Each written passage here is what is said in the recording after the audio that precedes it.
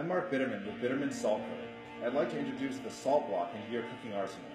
Here are some tips and tricks when using it. Today we're going to go from cold to hot with 2 recipes. Note that once you heat the block, it'll lose some of its beauty and won't be as ideal for serving. Before you make a cold dish, stash your block in the freezer or refrigerator for at least 2 hours. And the longer the food sits on the block, the saltier the food will get.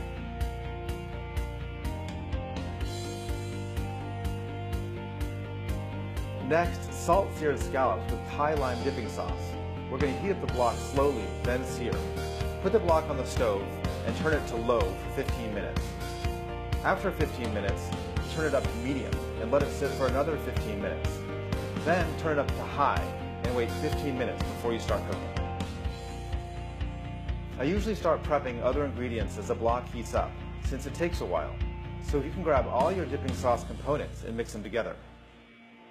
Once the block is good to go, lay the scallops down and sear until they're deeply brown, but still a little soft in the center, 3 minutes per side or so. Use heavy oven mitts and watch yourself because the block is going to get seriously hot. And once you're done, let the block cool before cleaning. It'll take about 3 hours. Once it's at room temperature, you can scrub away with a wet sponge, but don't run the block under water. Salt is naturally antimicrobial, so you don't use any soap.